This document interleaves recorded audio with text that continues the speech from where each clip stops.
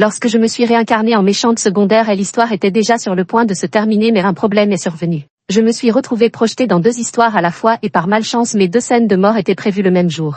À cet instant les ravisseurs nous emmenaient Claire et moi au bord d'une falaise, un couteau pointé directement sur ma gorge. Vous ne pouvez en sauver qu'une. Le héros cria avec anxiété. Lâche Claire immédiatement. Claire me jeta un regard triomphant. Tu n'es qu'un choix par défaut de sa jeunesse. Dans le cœur de Julien je serai toujours la première. Je transpirais des inquiétudes en jetant un coup d'œil à ma montre. Il ne restait plus qu'1 heure avant ma prochaine scène de méchante secondaire. Il ne me reste plus beaucoup de temps. Je hoche frénétiquement la tête, les yeux pleins de larmes. Oui, tu seras toujours le premier, alors dépêche-toi grand frère, je dois encore me précipiter pour la prochaine scène finale. En bas de la falaise, les vagues chargées des humidités se fracassent avec fureur contre les parois rocheuses, engloutissant complètement ma voix. Les ravisseurs ne prennent visiblement pas mes paroles au sérieux et continuent à hurler à s'en arracher la gorge. C'est convenu, je n'en libère qu'une seule et vous me préparez 1 million en liquide pour elle, l'autre je la libérerai une fois en sécurité. Si vous osez appeler la police, je les tue. Profitant de l'occasion, j'y interviens rapidement. Va y tuer les maintenant si t'es à du cran. Le ravisseur, c'est à toi de me dire comment faire. Je jette un coup d'œil derrière moi vers la falaise abrupte où les vagues s'agitent dans des profondeurs insondables. À mon avis tu n'oses pas les tuer, tu veux répéter ça, espèce de malin.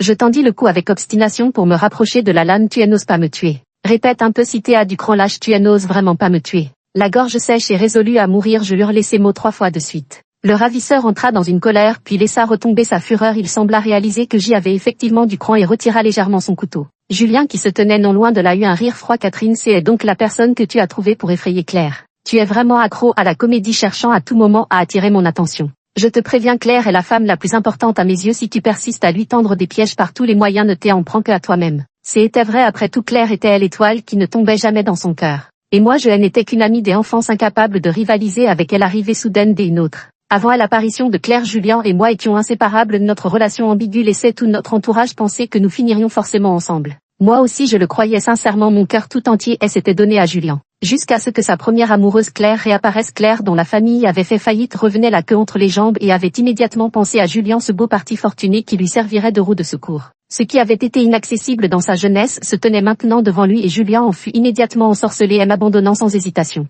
Leur passion fut aussi fulgurante qu'un incendie, mais alors qu'ils étaient sur le point de se consumer, ils réalisèrent soudain que j'y étais là entre eux. Julien se frotta le front visiblement épuisé et déclara: Catherine, ce que j'y ai ressenti pour toi n'a jamais été que de l'affection fraternelle. Et Claire, c'est l'amour de ma vie. Quand on aime, on crie mon trésor, les vêtements tombent un à un. Quand on n'aime plus, son prétexte une fraternité et la conscience est poignardée coup après coup. Claire, craignant que Julien ne tombe amoureux de moi et ne menace sa position, elle n'a cessé de me calomnier et de m'accuser, puis a mis en scène cette fausse séquestration pour que Julien me prenne définitivement en aversion. Le vent marin chargé des embruns me fouettait le visage. Claire, possédée par l'esprit des oscarisés, avait les yeux embués de larmes. Julien, sauve-moi, je jetai un regard agacé à ma montre. Elle affichait 19h20. Si je ne mourais pas maintenant, je n'aurais plus le temps d'enchaîner avec le scénario de la seconde méchante. En fait, je n'aurais pas dû mourir 2 fois le même jour.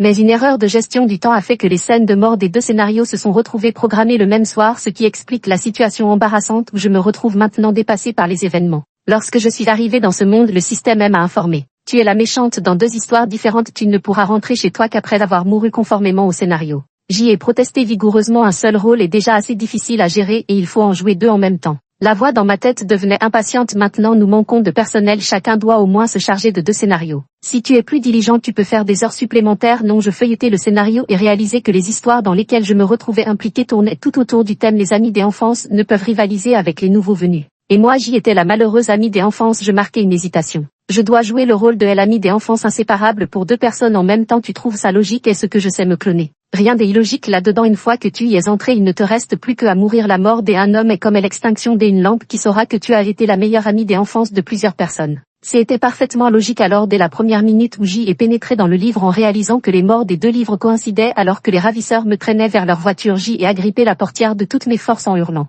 Monsieur, j'y est vraiment une affaire d'une extrême urgence. J'y ai jeté un coup d'œil à ma montre. Si vous voulez bien m'attendre ici, je vais d'abord faire une apparition dans l'autre scénario puis je reviens pour jouer le rôle de l'otage avec vous, ça vous va? Après tout, votre intrigue est plus traînante, loin d'être aussi simple, brutale et rapide que l'autre scène. Il ignorait totalement mes supplications et continuait à me pousser vers la voiture. Dans ma lutte, j'y ai sorti mon atout maître. Écoutez combien Claire vous a-t-elle promis, je vous offre le double, je vous en supplie, laissez-moi quelques heures de plus pour cette scène de kidnapping. Le ravisseur cessa de me bousculer, le visage soudain plein d'espoir. Elle nous a promis 1 million, combien offrez-vous? Je sortis un billet d'1 dollar froissé de la poche de mon jean. Excusez-moi, puis je remis le billet en place et m'engouffrai activement dans le fourgon et aidai à fermer la porte en hurlant hystériquement. Si vous voulez me kidnapper, dépêchez-vous, à quoi bon traîner? À présent les ravisseurs continuaient à discutailler avec Julien pour négocier essayant de faire passer la rançon des 1 million à 2 millions afin de s'en mettre plein les poches. Il avait même appris à jouer la comédie tout seul avec une intrigue aussi traînante. Comment pourrais-je accomplir ma mission de mort en tant que deuxième méchante secondaire? Je jetai à nouveau un regard sur les eaux tumultueuses tandis que le bruit intermittent des vagues s'écrasant contre la falaise résonnait à mes oreilles.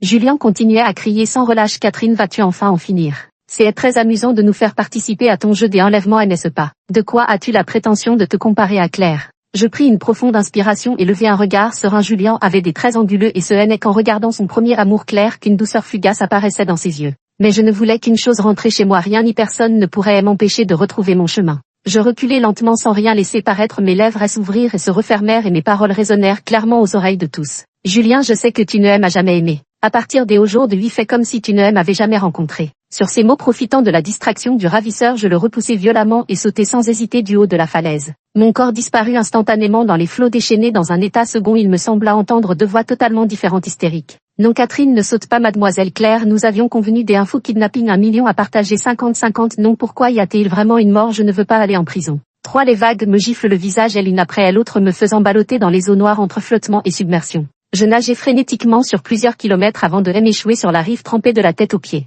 Une brise me fit frissonner, même en plein été les vêtements trempés collés à la peau pouvaient facilement emporter toute la chaleur du corps. Je jetai à nouveau un coup d'œil à ma montre, 7h20, je n'avais vraiment perdu aucune minute. Sans prendre le temps de réfléchir, je parcourus les alentours du regard jeté, mon téléphone tombé en panne après avoir pris l'eau puis redressé un vieux vélo rouillé dans un coin. Je serrai les dents en enfourchant l'engin pédalant à toute allure au point de faire crépiter la chaîne. Le lieu de tournage de l'autre méchante secondaire n'était qu'à quelques dizaines de kilomètres. Je pédale encore plus vite, peut-être que je pourrai assister à la prochaine scène finale. Je pédale avec encore plus d'ardeur, mes vêtements mouillés séchant progressivement sous le vent. Enfin le vélo s'arrête devant un hôtel haut de gamme. La décoration est somptueuse et on peut vaguement entendre le bruit des verres qui s'entrechoquent dans les salons privés. Un tel faste doré formait un contraste saisissant avec mon apparence dépenaillée. Suivant le souvenir du scénario, je m'efforçai de pousser la porte du box privé devant moi. La lumière se déversa sur moi, illuminant clairement l'obscurité où je me tenais. Les rires et conversations à l'intérieur s'interrompirent aussitôt, tous les regards se tournant vers moi. Parmi eux, Léo fronça les sourcils en m'examinant avant de gronder. Catherine, qui t'a permis de venir ici? Aujourd'hui, c'est le banquet organisé par Léo pour accueillir son premier amour. Rien de plus qu'un riche héritier tombant amoureux d'une petite fleur blanche courageuse des bidonvilles, abandonnant son amie d'enfance qui l'accompagnait depuis des années et se heurtant à la forte opposition de ses parents. La mère de Léo a immédiatement jeté 5 millions de dollars. Mimi ravie a pris l'argent en souriant et s'est enfuie en laissant ces mots. Léo, nous sommes finalement destinés à nous manquer. Pour ne pas entraver ton avenir, je me retire volontairement de cette histoire des amours. Léo, dont l'amour ardent fut brutalement éteint, erra comme une âme en peine pendant longtemps avant de finalement revenir à moi. Catherine, sois tranquille, je t'épouserai sans faute. Je crus avoir persévéré jusqu'à voir la lumière après l'orage, enfin témoin du retour du fils prodigue. Malheureusement, les serments des hommes ne valent que sur le moment. Une fois tombé à terre, il se transforme en une flaque de salive inutile. Hier, à mon retour au pays, j'y ai brisé toute tranquillité. La raison du retour de Mimi était simple, les 5 millions qu'elle avait à l'étranger avaient été escroqués et sans le sou, elle avait même dû emprunter pour payer son billet d'avion. À peine revenue, elle s'est jetée en pleurant dans les bras de Léo, sanglotant et octant. Léo, pendant cette année passée à l'étranger, j'ai réalisé que je n'arrivais pas à t'oublier. Je crois que je suis tombée dans tes bras pour la vie. Mensonge, en réalité, elle avait entretenu 3 jeunes gigolos à l'étranger et s'amusant sans aucun regret. Si l'argent ne lui avait pas été escroqué par ces gigolos, elle ne serait jamais revenue. Pourtant, l'amour longtemps refoulé de Léo s'épanouit soudain comme un arbre géant. Il rompit avec ses parents, abandonna son amie d'enfance et insista pour épouser la déesse de son cœur. Ce banquet des hauts jours de vie était spécialement préparé par lui pour Mimi. Dans un murmure général, le visage de Mimi changea plusieurs fois de couleur avant qu'elle ne prenne chaleureusement le bras de Léo en affichant un sourire forcé. Mademoiselle Catherine, je sais que vous aimez Léo. Mais en amour, celui qui n'est pas aimé est le tiers, comprenez-vous. C'est elle, l'ancienne moi, qui aimait Léo. En quoi cela me concerne-t-il? Mon cœur ne contient pas la moindre once de sincérité, mais il faut quand même terminer le spectacle. Ensuite, selon le scénario original, je devrais jeter du vin rouge au visage de Mimi et hurler hystériquement vers Léo. Après toutes ces années de complicité, tu m'avais promis de m'épouser. Pourquoi à l'enfance partagée ne peut-elle jamais rivaliser avec une apparition soudaine? Dès qu'elle est arrivée, tu as cessé de me voir. Je jette un coup d'œil autour de moi où est le vin rouge. La salle privée ne contient plus que des bouteilles vides, signe évident que ce banquet d'accueil touche à sa fin. Je regarde ma montre, il est toujours 19h20. Je réalise soudain que cette montre, après avoir été trempée dans l'eau de mer, s'est arrêtée depuis longtemps. Maintenant que le banquet d'accueil est terminé, j'y arrive enfin bien trop tard. 5 ans pleurant, je sors mon nouveau téléphone tout juste récupéré de l'appartement, ouvre Wish et les yeux pleins de larmes, je laisse un avis négatif. Avant de passer commande, le patron m'avait juré ses grands dieux. Ne vous inquiétez pas chérie, notre Rolex à 19,90 yuan frais de port inclus est absolument authentique, vous pourrez le tremper dans l'eau pendant 3 à 5 heures, les aiguilles ne perdront pas une seconde. Chérie, nous sommes en vente directe depuis la Suisse, pas des intermédiaires pour gonfler les prix, c'est pour ça que c'est si abordable. Chérie, dépêchez-vous de commander, un prince du Moyen-Orient vient juste d'en prendre 10 000, le stock de l'entrepôt en Suisse commence à s'épuiser. Je me suis laissé berner et passé commande sur le champ. Il est vrai qu'il n'a pas arrêté de tourner. Il s'est carrément arrêté de tourner sur place, mes doigts ont volé sur l'écran alors que je m'empressais de laisser mon commentaire. Ne vous faites pas avoir, cette Rolex c'est une contrefaçon. Quand je me suis jeté à la mer pour me suicider, dès que l'eau de mer a touché les aiguilles, le cadran s'est arrêté. Mes larmes roulaient en grosses gouttes. Un mot de passe à 6 chiffres protégeait un solde à 2 chiffres et j'y avais perdu 19,90 yuan pour rien. Mon cœur saigne, peut-être mes larmes étaient-elles trop brûlantes. Ou peut-être que mes vêtements usés à peine séchés étaient trop misérables. Les gens posèrent sur moi des regards emplis de pitié, chuchotant entre eux. On dit qu'elle aimait sincèrement le jeune maître Léo, c'est vrai, et l'argent de rupture que Léo lui a donné, elle l'a intégralement offert à l'orphelinat sans rien garder pour elle. Regardez l'état de ses vêtements. Fut bien plus honorable que certaines qui ont pris 5 millions avant de revenir. Léo fut un instant interloqué. Tu as donné tout l'argent que je t'ai offert. Je me suis essuyé les larmes et souri avec gêne pour clarifier nos comptes. Léo m'avait volontairement transféré une somme d'argent considérant ainsi nos dettes réglées. En chemin, j'y avais fait un don sans y penser. La raison pour laquelle j'y avais donné cet argent, c'est qu'après ma mort, je ne pourrais pas en emporter un seul centime dans mon monde d'origine. Autant le donner à ceux qui en ont besoin, et s'ils ont pu avoir la nouvelle si vite, c'est probablement parce que le directeur de l'orphelinat a appelé l'entreprise pour les remercier. Mimi Serral et dans Mademoiselle Catherine, puisque vous êtes venue aujourd'hui, j'espère aussi recevoir votre bénédiction. Sur ces mots, elle tendit gentiment la main pour me saisir, mais à peine m'eut-elle touchée qu'elle bascula soudainement en arrière, donnant à l'impression vue de dos que je l'avais violemment repoussée. Mimi s'écroula par terre, les yeux brillants de larmes, sans oublier de me salir. Catherine, je sais que vous aimez Léo, mais son cœur n'appartient qu'à moi. Devez-vous vraiment m'en vouloir à ce point? La lueur de culpabilité dans les yeux de Léo à mon égard disparut en un instant pour laisser place à une expression de tendresse alors qu'il aidait Mimi à se relever. Il se tourna vers moi avec sévérité et déclara: tu es obstiné, nous avons simplement grandi ensemble pendant une dizaine d'années. Qui a dit que je devais absolument t'épouser? Aujourd'hui, à moins que tu ne sautes d'ici, je ne te regarderai plus jamais de ma vie. Un sourire à peine perceptible se dessina sur les lèvres de Mimi. Mon cœur fut soudain empli d'une joie intense. Cette fois le scénario est le bon selon elle, intrigue originale. Le cœur brisé, je sors hébété du banquet des accueils et tel un zombie je me traîne jusqu'à la route où un camion lancé à pleine vitesse me percute et me tue sur le coup. Ensuite je pourrai enfin mourir et rentrer chez moi. La joie du retour me fait signe. J'y ai du mal à contenir mon sourire plus difficilement qu'avec un acca. Il est un peu tard, le camion qui était censé m'écraser a probablement déjà quitté la ville à toute vitesse. Un retard en entraîne un autre, tout est la faute de cette Rolex à 19,99 € livrée gratuitement. Mais la chute de rideau doit tout de même avoir lieu, sauter serait un bon choix. Le banquet de Mimi se tenait dans une suite privée au dernier étage, assez haut pour sentir le courant des airs glacial qui s'engouffrait par la fenêtre. Après tout, c'est la fin du spectacle, inutile de se soucier du processus. Je me dirigeai résolument vers la fenêtre, poussant un gémissement de douleur en y grimpant. Léo éclata de rire derrière moi. Catherine, je croyais que tu avais vraiment le courage de sauter, mais maintenant tu fais des simagrées pour nous impressionner. Mimi se couvrit la bouche pour rire. Mademoiselle Catherine, je sais que vous attendiez que Léo vous retienne, mais cette tactique est vraiment un ennui mortel. Que le ciel me soit témoin, je voulais juste rentrer chez moi après ma mort. Moi qui venais de nager frénétiquement sur plusieurs kilomètres et de pédaler sur des dizaines de kilomètres à vélo. À cet instant mes os semblaient sur le point de se disloquer et même le simple fait de lever un bras me paraissait impossible. Un triathlon n'aurait pas été plus éprouvant que mes efforts, mes jambes tremblaient sans cesse, mais je parvins tout de même à traîner un petit tabouret. Je serrai les dents et montai dessus. Dehors les lumières scintillaient comme autant de perles précieuses perdues dans la nuit. Sous le regard soudain terrifié de Léo, je me jetai dans le vide tout en articulant silencieusement un message pour lui. Léo, je rentre à la maison. À ma grande surprise, la douleur attendue ne vint pas, je me retrouvai plutôt à faire un nouveau plouf dans l'eau. Ce n'est que à ce moment-là que je réalisai qu'en sautant du toit j'y avais atterri dans la piscine située 2 étages plus bas. Elle jaillit en gerbe d'écume. C'était la 2e fois aujourd'hui que je tombais à l'eau. Puisque le suicide par défenestration avait échoué, la noyade ferait un choix de repli acceptable. Je venais juste d'abandonner toute résistance et m'apprêtais à couler lorsque plusieurs gardes vigilants plongèrent rapidement dans l'eau pour me ramener sur la rive. J'y ouvris des yeux troubles et les dents serrées leur lançai un merci plein d'amertume. Léo, arrivé en courant peu après, sentit ses jambes flageoler et s'effondra à genoux devant moi, la voix tremblante. Catherine, comment as-tu pu être aussi stupide et m'aimes-tu à ce point au point de risquer ta vie? J'y étais épuisée à l'extrême avant de sombrer dans l'inconscience. Une seule pensée me traversa à l'esprit. Plus jamais je ne me surmènerai ainsi pour ce corps qui ne faisait jamais d'exercice et l'activité des hauts jours de vie dépassait largement le total d'une année entière. Chacune des cellules de mon corps hurlait de douleur. Lorsque je me réveillai à nouveau, un blanc éblouissant me frappa les yeux. Je tournai légèrement la tête et vis le visage ravi de Léo. Cassie, tu es réveillée. Ses yeux étaient emplis d'une infinie culpabilité et d'une tendresse douloureuse. Tu es toujours comme ça, prête à sacrifier ta vie par amour pour moi. J'y ai trahi ta sincérité. Pourquoi se faisait-il autant de films? Seuls les idiots se laisseraient mourir pour un homme. Si ce n'était pour mourir et quitter ce monde, je vivrais certainement plus longtemps que lui, m'accrochant jusqu'à un âge avancé pour danser sur sa tombe et organiser un barbecue. Léo semblait se souvenir du passé, une pointe de nostalgie se dessinant sur son visage.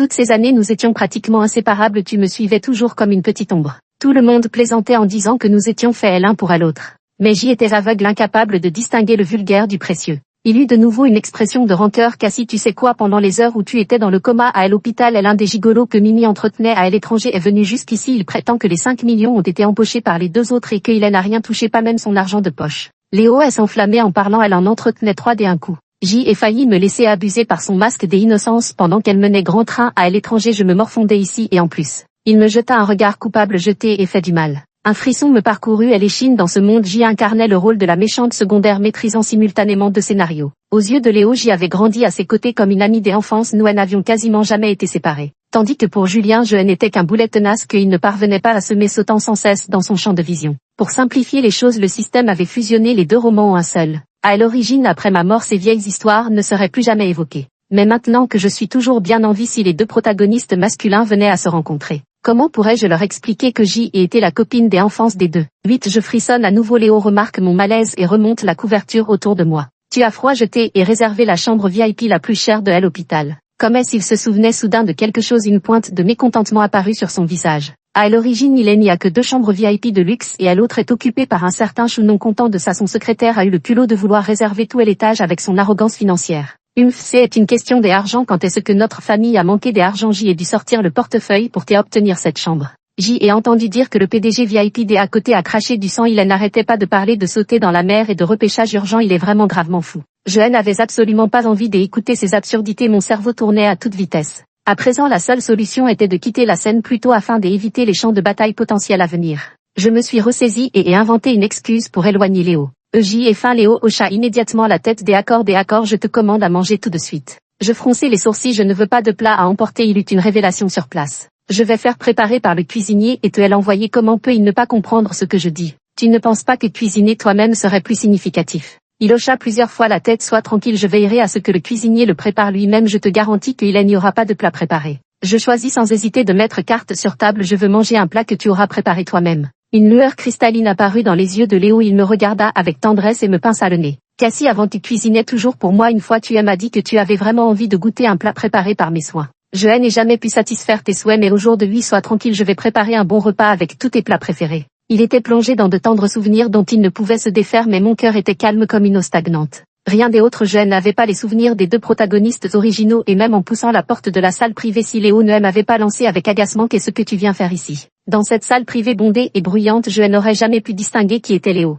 Apparemment persuadé que nos relations montraient des signes de dégel, Léo quitta la chambre des hôpitaux de fort bonne humeur, non sans m'avoir gentiment recommandé de ne pas bouger de mon lit avant son départ. Je hochai la tête avec impatience et dès qu'il fut parti, je repoussai vivement la couverture pour me lever. La fenêtre de l'hôpital ne s'ouvrait que une mince fente à peine assez large pour y glisser un bras. Mourir à l'hôpital risquait d'entraîner des médecins innocents dans ma chute. J'y abandonnai donc cette idée pour me rabattre sur mon vieux classique, le saut dans la mer. 9. Le ciel était encore un noir entre seule une lumière douce filtrait à travers les vitres de la chambre des hôpitaux. J'y ouvris discrètement la porte de la suite VIP. Ma chambre se trouvait tout au fond et non loin de là se trouvait celle du PDG. Je me faufilai en silence vers l'entrée principale et en passant devant la chambre du PDG, j'y entendis des cris hystériques. Impossible, comment se fait-il qu'il n'ait rien retrouvé? Elle n'est pas morte, elle ne peut pas être morte. Continuez à draguer, peu importe le coût ou le nombre de bateaux à louer, je veux voir la personne vivante ou morte. Cette voix me semblait familière, mais je n'arrivais pas à me souvenir où je l'avais déjà entendue. Je n'étais dans ce monde que depuis si peu de temps que je ne pouvais absolument pas distinguer toutes ces voix différentes.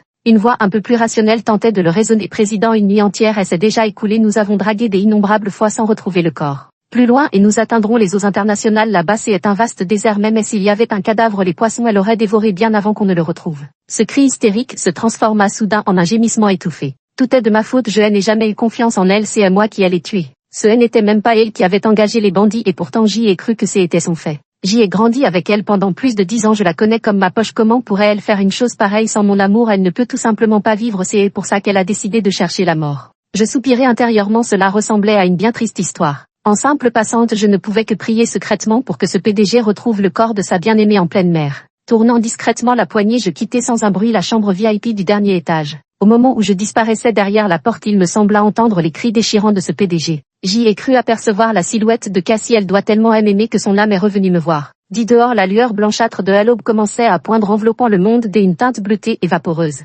Guidé par l'odeur salée de la mer, je parvins enfin en titubant au bord du pont de pierre près de la côte. Les vagues matinales étaient plutôt calmes, des vaguelettes peu profondes s'agitaient mollement à la surface de la mer. Mon cœur longtemps endormi s'est remis à bouillonner, je vais enfin rentrer chez moi. Avant d'arriver dans ce monde, j'y avais une famille et un être cher. Cette vie paisible a été brisée par un accident de voiture soudain. Un système est venu à moi pour négocier, tu m'aides à accomplir la mission de mort dans le petit monde et je t'offre une vie en retour pour que tu puisses ressusciter dans ton monde des origines, qu'en dis-tu? Pour moi c'était une affaire sans risque. J'y ai immédiatement accepté sans hésiter, bien que la conclusion ait connu quelques péripéties. J'y étais sur le point de ramener l'intrigue déviante sur les rails grâce à mon intelligence. Après une nuit de repos, les courbatures sur mon corps étaient devenues encore plus douloureuses. Avec difficulté je soulevais mes jambes qui semblaient presque ne plus m'appartenir. Comme un ours maladroit je m'efforçais d'enjamber le garde-corps du pont. Au moment où j'y allais me précipiter dans les flots tumultueux, une paire de mains puissantes me tira brusquement en arrière. La voix de Léo tremblait d'effroi. Cassie, qu'est-ce que tu fais? La colère me submergea. Tu ne vois pas que j'y en ai assez de vivre? Tremblant encore de peur, il me serra contre lui et je sentis ses violents frissons à travers nos vêtements. Ne me quitte pas, je sais que j'y ai eu tort, je te promets, je ne te laisserai plus jamais seul, je ne croirai plus jamais un seul mot de Mimi. Je croyais que tu voulais vraiment manger ce que j'y avais préparé et en chemin je me suis soudain souvenu que tu avais passé la nuit à jeûne, alors j'y ai voulu t'acheter quelque chose à manger pour patienter. Je n'aurais jamais imaginé si je n'étais pas revenu, probablement que. Les mots qui suivirent restèrent coincés dans sa gorge, étouffés par des sanglots. Je complète les mots qu'il n'a pas prononcés. S'il ne revient pas? À ce moment-là, j'y aurais déjà ouvert les yeux dans le monde réel, savourant les 4 plats et une soupe préparée par ma mère. Cette montre trempée dans l'eau de mer reste figée à 7h20, devenue une éternité. Je le repousse avec irritation, cherchant désespérément une issue pour ma sortie de scène, quand un gémissement incrédule retentit derrière moi. Cassie, qui est ce 11, le système m'avait dit que tant que je quittais la scène assez tôt, personne ne découvrirait mon double rôle de meilleur ami d'enfance dans les 2 intrigues. Mais il ne m'avait pas dit quoi faire si je ratais ma sortie et me retrouvais dans une situation de harem inversé. Je me retournai péniblement et fixant ce visage inconnu laissai échapper une phrase sans réfléchir. Vous êtes qui? Julien sembla incapable de supporter ce nouvel affront, chancelant en reculant d'un pas. Les yeux remplis de vaisseaux sanguins. Cassie, tu ne me reconnais pas? C'est Julien. Oh, je me souviens maintenant, c'est Julien. Quand je l'ai vu hier soir, le soleil était déjà couché depuis longtemps, son visage était plongé dans une obscurité totale sans la moindre lumière et je n'avais pas retenu ses traits. Cette rencontre soudaine à la lumière du jour m'a empêché de le reconnaître sur le coup. Les yeux de Julien semblaient légèrement humides, il a pris son courage à 2 mains pour me saisir la main. Je croyais avoir des visions à l'hôpital, mais en te poursuivant et en cherchant partout, c'était bien toi. Cathy, j'y ai eu tort, ce ravisseur était un homme engagé par Claire et l'argent extorqué devait être partagé entre eux. Je n'aurais pas dû t'accuser sans comprendre, j'y ai eu tort alors. Il plongea son regard plein d'espoir dans mes yeux impassibles. Peux-tu me pardonner? Je ne pardonnerai pas à moins que l'argent extorqué ne soit divisé en 3 parts égales entre nous. Pourquoi est-ce que j'y ai participé à l'effort, mais quand il s'agit de partager l'argent, on m'a soigneusement évité. Avant même que je puisse ouvrir la bouche pour me plaindre de cette répartition inéquitable, Léo m'a poussé derrière lui et s'est exclamé avec colère. Cassie et moi avons grandi ensemble, qui es-tu pour oser venir me voler ma personne? Julien eut un rire froid comme s'il venait d'entendre une plaisanterie des plus absurdes. Ton ami d'enfance, dit-il avec mépris, tu inventes vraiment à n'importe quoi. Cassie et moi avons grandi ensemble, nous étions inséparables au quotidien, comment pourrait-elle être ton amie d'enfance? Je me sentais complètement perdu dans cette histoire, je tendis la main pour tenter d'interrompre leur dispute. L'important maintenant n'était pas de savoir à qui j'y appartenais en tant qu'ami d'enfance. Mais je dois rapidement quitter la scène, le temps n'attend personne. Le flux temporel de mon petit monde est identique à celui du monde réel. Chaque jour que je perds ici est un jour de chagrin supplémentaire pour mes proches dans le monde réel. Mais alors que je levais à peine le bras, une douleur lancinante m'a saisi, me faisant grimacer et pousser un petit sifflement de douleur. Julien me soutint nerveusement par le bras et demanda qu'est-ce qu'il y a. Cassie, tu t'es blessé quelque part? Je répondis négligemment non, je ne suis pas blessé, j'y ai été épuisé toute la nuit hier et aujourd'hui j'y ai mal partout comme si mon corps s'était disloqué. 12 Je ne mentais pas, nager sur plusieurs kilomètres puis pédaler sur des dizaines d'autres suffisait à me disloquer. Mais chaque mot qui tombait dans les oreilles de Julien rendait ses yeux de plus en plus rouges et son expression de plus en plus frénétique. Au moment où mon dernier mot touche le sol, Julien envoie soudainement un coup de poing à Léo en hurlant de rage. Après avoir sauvé Casey hier soir, tu as profité de sa vulnérabilité. C'est à moi qui allais vu grandir les 2 protagonistes masculins et s'engagent dans une bagarre. Les coups pleuvent sans aucune retenue, je ne suis pas encore morte. Les 2 protagonistes masculins étaient sur le point de me quitter avant moi. Voyant Julien prendre le dessus, je me suis précipitée sur Léo dans un élan d'anxiété, me retournant pour lui crier. Vailles-tu-moi d'abord pourvu que je puisse quitter la scène peu importe comment. Si Julien avait été en position de faiblesse, je me serais également jetée sur lui avant de crier ces mots à Léo.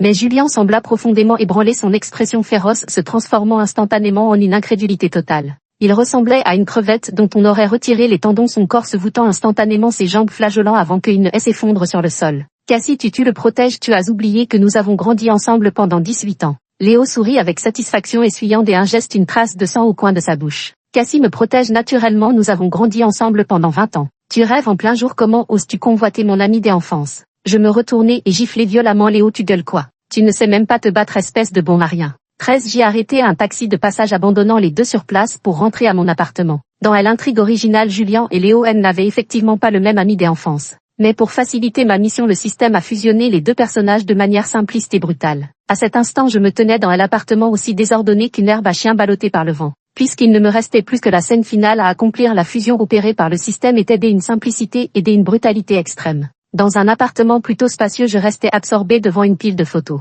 La moitié de ces albums étaient remplis de photos de Julien et moi. Sur chaque cliché, on me voyait toujours me coller à lui d'un air complaisant tandis qu'il affichait une légère indifférence. L'autre moitié montrait Léo et moi, je souriais, lui fronçais les sourcils visiblement à contre-cœur. Les objets liés à mes deux amis d'enfance étaient également soigneusement répartis dans deux cartons distincts. J'y étais comme une étoile maudite fendue en deux. Les deux héros masculins ont dû se résigner à en prendre chacun une moitié. Je me frottais les tempes douloureuses en tentant d'appeler système si les deux livres fusionnent aussi brutalement que faire si on s'en aperçoit. Le système me jeta un coup d'œil dans sa grande occupation. Dépêche-toi de quitter la scène et tout le monde t'oubliera quand les héros seront heureux avec leurs âmes sœurs qui se souciera de savoir qui était leur ami d'enfance. Il m'a gentiment conseillé d'aller mourir au plus vite. J'y ai accepté sa suggestion avec joie. Et j'y ai jeté toutes les affaires liées à Julien et Léo dans les poubelles en bas de l'immeuble. Il y en avait pas mal, chacun d'eux a eu droit à sa propre poubelle presque remplie à ras-bord. Alors que je m'apprêtais à remonter les 5 étages pour sauter, ma conscience m'a fait retirer le pied. Le marché immobilier étant en berne, les prix des logements étaient déjà soldés à 20 de réduction. Si je devais sauter par la fenêtre par-dessus le marché, il risquerait de s'effondrer complètement. À l'entrée de la résidence, Julien et Léo étaient déjà arrivés en voiture.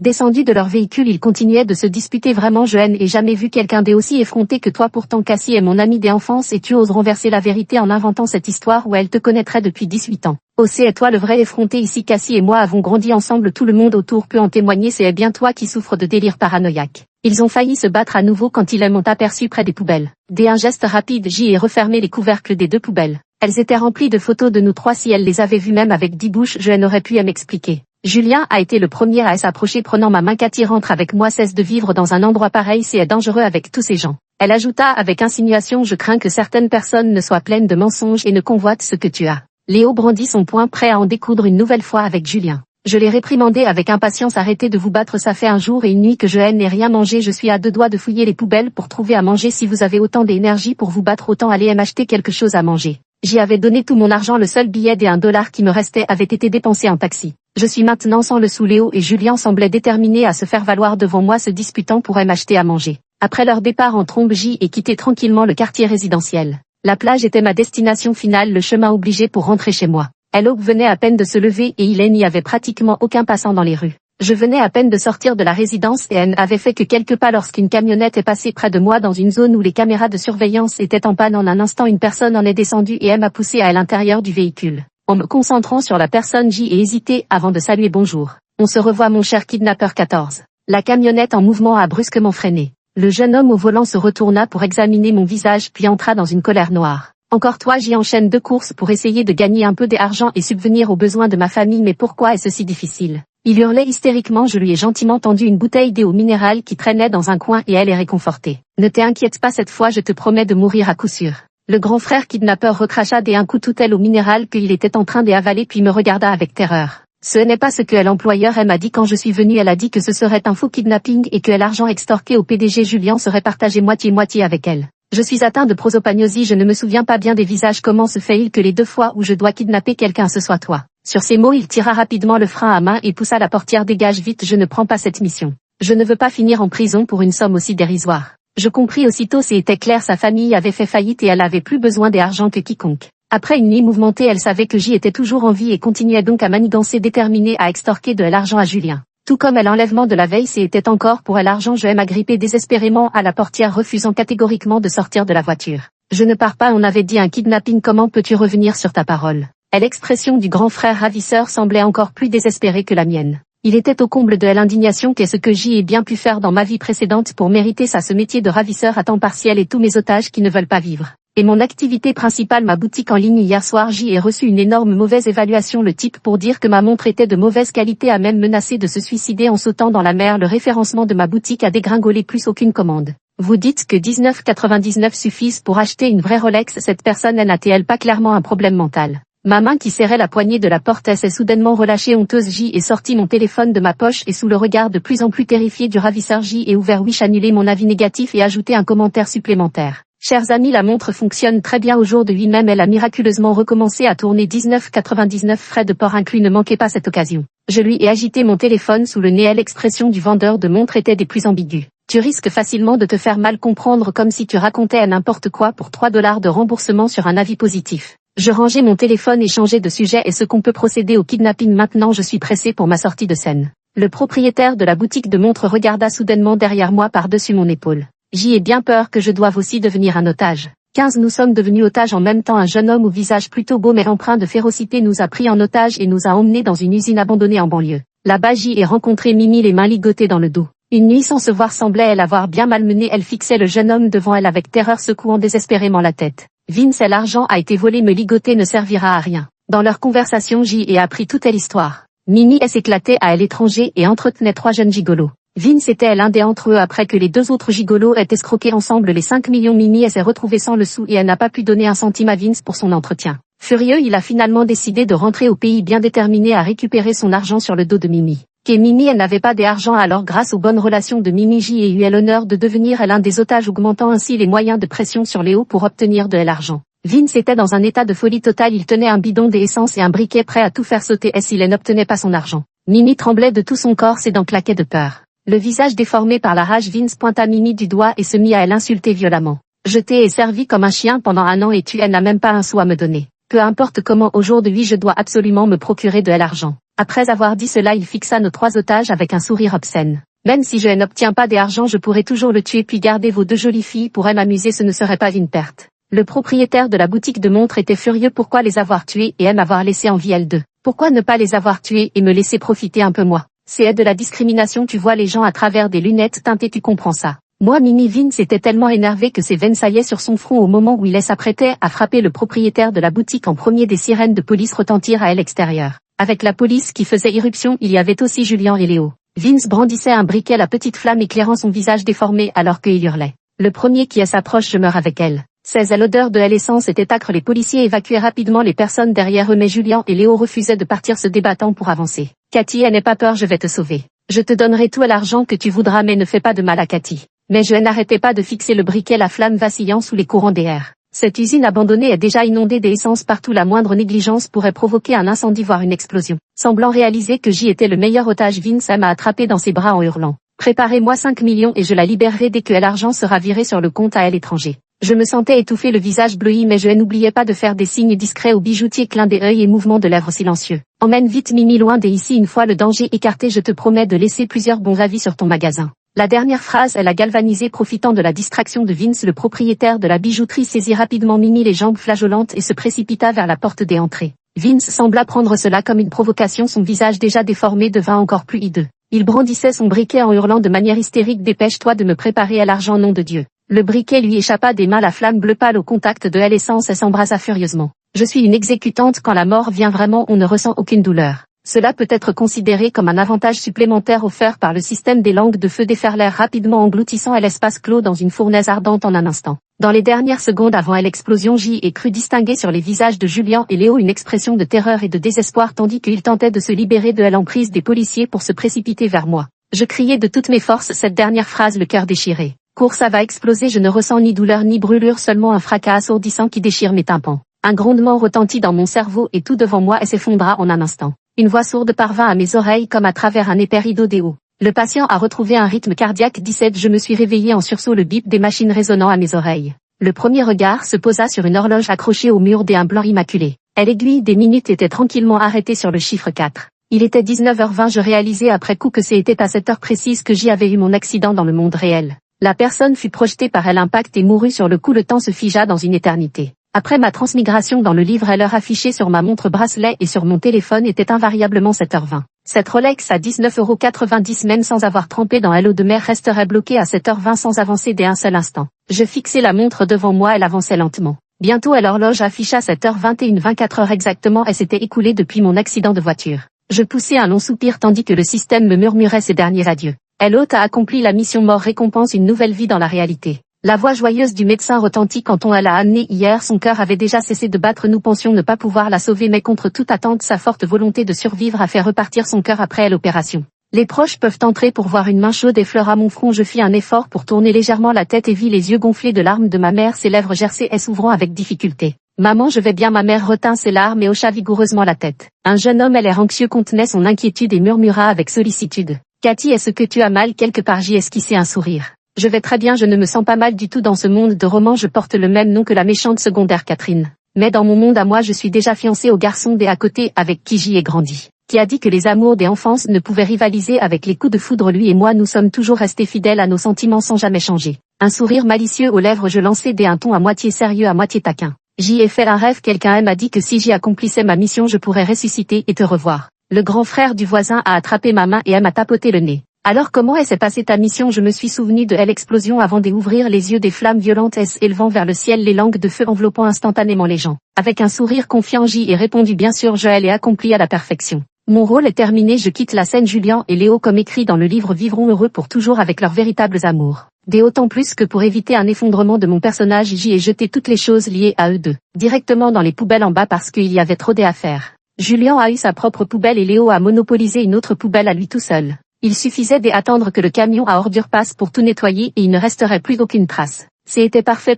À l'épilogue de Julien, quand Cassie est morte, elle n'a pas oublié de nous crier de partir vite. Je le savais, elle m'aimait à en mourir, même à son dernier souffle, elle n'a pas oublié de m'éloigner du danger. Le plus ridicule c'est qu'après l'explosion, ce type nommé Shane près de moi hurlait en voulant encore se précipiter à l'intérieur. Il ne pouvait s'empêcher de crier: Cathy, si tu meurs je ne resterai pas en vie non plus. Nous avons grandi ensemble pendant 20 ans, personne ne pourra nous séparer. Les policiers ont tout fait pour le retenir, c'était ridicule. Même à ce moment-là il continuait à se bercer des illusions sur son histoire des enfances partagée avec Cathy. Je me suis essuyé le visage, pas une seule larme ne coulait, pourtant je connaissais Cathy depuis 18 ans. Je me sens comme si je venais de faire sa connaissance pour la première fois. Elle a laissé une splendeur éclatante dans ma vie puis a disparu en un instant sans laisser de traces. Si j'y avais pu lui faire confiance jusqu'au bout, rester à ses côtés jusqu'au bout, alors nous deux nous aurions dû nous fiancer, je le regrette. Le remords brûlait chacun de mes nerfs, la scène de l'accident était bouclée, la police nous avait tous dispersés. Je conduisis comme un automate jusqu'au pied de l'immeuble où habitait Cassie. La fenêtre du 5e étage était plongée dans le noir, la jeune fille qui y vivait ne reviendrait jamais.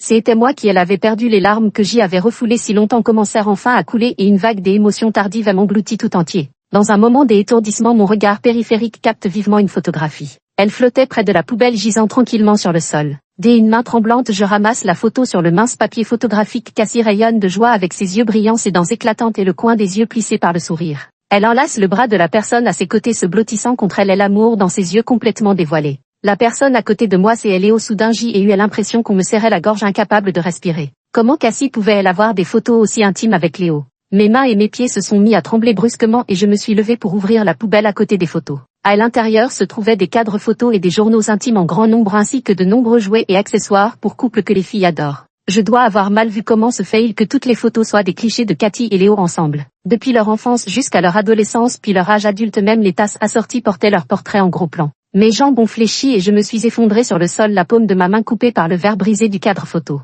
Mon assistante qui me suivait de près m'a aidé à me relever en poussant un cri inquiet. Monsieur Chou, mon esprit était complètement vide et dans ma panique j'y ai attrapé un journal dans la poubelle. Il était rempli des pensées intimes d'une jeune fille, les joies de grandir avec Léo depuis l'enfance, puis soudain un jour à l'éclosion d'une branche des amours jusqu'à l'arrivée d'un rival inattendu. La jeune fille était devenue silencieuse et entre les lignes il ne restait plus que l'amertume qui couvrait chaque page. Alors c'était ça, Cassie et Léo étaient vraiment des amis d'enfance. Je vomis à nouveau un flot de sang, comment cela avait-il pu arriver? C'était pourtant mon ami d'enfance, alors pourquoi ne reste-t-il que des traces de moments doux et amoureux avec Léo? Je sentis le monde tourner autour de moi tandis que mon assistante me soutenait avec inquiétude. Monsieur Chou, rentrons dès à bord, je résistais refusant de partir. Ne sachant que faire, mon assistante fit signe aux personnes derrière elle. Tout ce qui est dans cette poubelle n'ont emporté directement cette poubelle chez Monsieur Chou. Et les autres poubelles, alors t'es bête ou quoi? On est là pour récupérer ce qu'il y a dedans. Les autres poubelles ne contiennent que des déchets, à quoi ça nous servirait? Deux assises dans la maison vide, j'y ai passé en revue petit à petit tout le passé de Cassie et Léo. Les larmes ont coulé, séché puis coulé à nouveau dehors. La nuit a cédé la place au jour puis à une nouvelle nuit.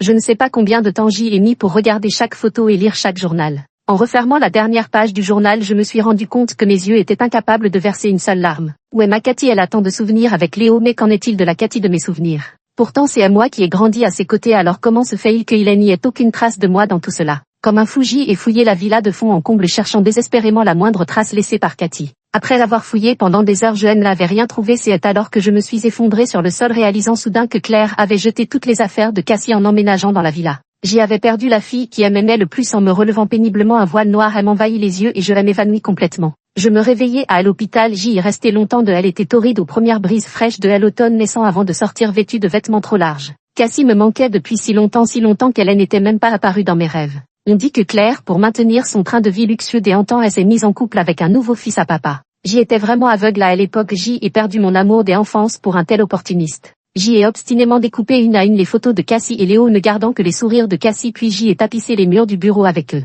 Je refuse de croire que Cassie soit l'amie des enfances de Léo, nous avons grandi ensemble et Cassie a occupé la majeure partie de mes 20 années de vie. C'est sûrement lui qui a manigancé ça, je vais m'occuper de la famille Chen. Pour me venger de sa convoitise envers Cathy. Léo épilogue 1. La première nuit après le départ de Cathy, je suis allé dans son appartement. Le spacieux appartement était rangé avec soin mais je tournais en rond comme une mouche sans tête. Pourquoi n'y avait-il aucune trace de mon passage? Les photos de nous ensemble, les peluches jumelles que nous avions achetées, tout avait disparu. La maison était si propre qu'on aurait cru qu'elle était inhabitée. Je descendis l'escalier et l'esprit ailleurs lorsque j'y entendis la voix furieuse d'un homme des âges moyens qui criait à tue-tête. Mais qui a osé voler une poubelle? Il y en avait 5 et il n'en reste que 4. Comment vais-je expliquer ça aux responsables? Machinalement je levai les yeux et jetai un regard vers les poubelles. Ce que je vis me glaça le sang et fit résonner un bourdonnement dans mon crâne. Sous la lumière de la lune, un cadre photo qui reflétait une lueur fluorescente gisait dans une poubelle ouverte. C'était une photo de Cathy et Julien. Je me suis précipité comme un fou sans me soucier de la saleté et j'y ai saisi le cadre dans mes mains. Cathy souriait si doucement, cela faisait des années que je ne l'avais pas vue aussi heureuse. Ce qui m'a terrifié encore plus, c'est que ces cadres photos occupaient la moitié de la poubelle accompagnés même de chemises, chaussettes et chaussures portées par un homme. Ces photographies une à une ont figé à l'évolution de Cathy depuis la petite fille naïve jusqu'à la jeune femme de 22 ans qu'elle est aujourd'hui. C'est sûrement Julien qui a retouché ces photos et pris de Cathy depuis des années sans jamais être payé de retour. Il a dû les modifier pour assouvir secrètement ses désirs. J'y ai pris cette pitoyable excuse comme un ultime recours et ai ordonné qu'on ramène la poubelle à la maison. Quant à ses vêtements masculins, c'est assurément Julien qui les a laissés là intentionnellement. C'était vraiment dégoûtant. J'y ai piétiné violemment plusieurs fois en partant et l'homme des âges moyens continuait à crier de rage. Y a-t-il encore une justice dans ce monde? Il ne reste plus que 3 poubelles sur 5. Espèce de salopard, vous osez voler des poubelles sous mon nez. Le 3e jour après la mort de Cassie, j'y ai récupéré ses cendres. Pour être précis, ce n'est pas vraiment ses cendres complètes. Dans cette explosion brûlante, Cassie avait été réduite en poussière. Ces quelques cendres, c'est la police qui me les a remises après avoir fait des tests ADN. Cassie était orpheline sans parents ni famille. J'y ai donc pris la place de sa famille pour l'enterrer dans le cimetière de la banlieue. Mais je n'ai même pas pu garder un seul de ses effets personnels. J'y ai follement découpé la photo d'elle avec Julien, jetant au feu ce visage détestable de Julien jusqu'à ce qu'il ne reste que des cendres.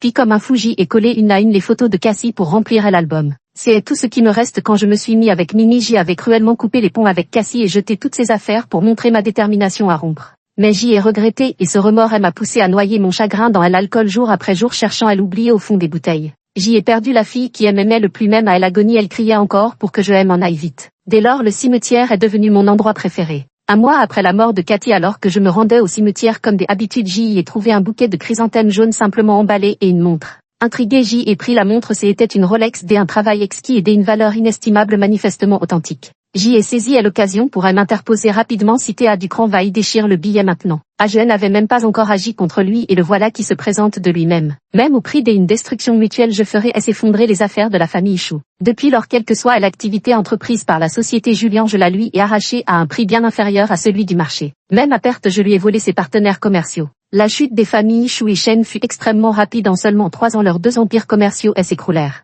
Bientôt, j'y appris que Julien s'était jeté à la mer. Lorsqu'on repêcha son corps, il était méconnaissable après avoir été si longtemps immergé. Tous ses nerfs tendus pendant tant d'années se relâchèrent en un instant. Je poussai un long soupir et avalai la dernière gorgée de vin au fond de la bouteille. Puis ce fut un tourbillon. Au moment où je m'effondrais, il me sembla voir une Cathy pleine de vie apparaître à mes côtés avant de s'accroupir. Je me débattis désespérément pour la toucher, mais elle entendit sourire et demander d'une voix douce. « Bonjour, connaissez-vous Julien? Je suis Catherine, son amie d'enfance. » Je laissai retomber ma main impuissante plus un bruit fin.